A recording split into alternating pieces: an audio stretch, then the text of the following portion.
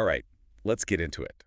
Today, we're going deep, like really deep. Deeper than usual. Oh yeah, we're talking ancient Indian epics, Ooh, I like where this is going. specifically the Mahābhārata. The one that's like Game of Thrones on steroids with a philosophy textbook thrown in. Exactly. Epic battles, family drama, gods, demons. And some serious philosophical questions. That's what we're here for. Hit me with it. Today's deep dive, it's all about Dharma. Ah, Dharma. It gets thrown around a lot. Right, but it's often oversimplified, like just duty or righteousness. There's a lot more to it. Way more.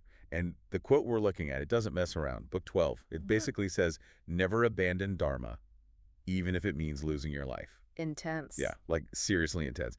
It goes on to say, Dharma is eternal, while pleasure and pain, they're temporary. It puts things in perspective. Big time. Like when you're tempted to do something you know isn't the best choice. We've all been there. It's like this ancient text is saying, yeah, those urges, they fade, but Dharma sticks around. It's that guiding principle, that constant.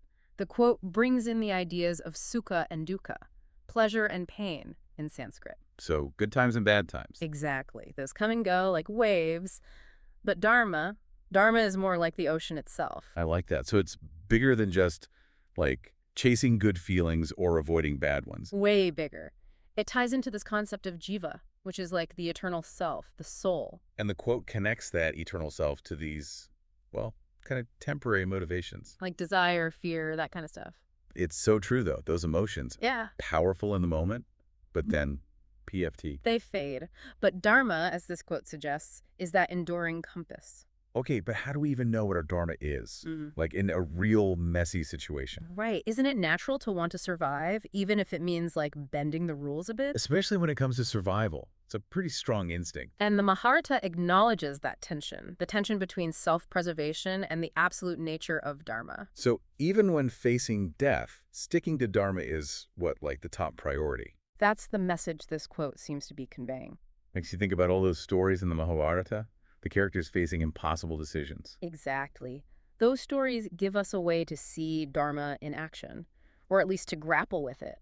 Because it's not always straightforward, right? Yeah. Like, following Dharma isn't just about following a rule book. It's about understanding those deeper principles and making choices aligned with something bigger, even if it costs you personally. So this quote from the Mahārata, it's a glimpse into this profound idea of Dharma, eternal, connected to this cosmic order, something we're supposed to embody even in the toughest spots. Yeah.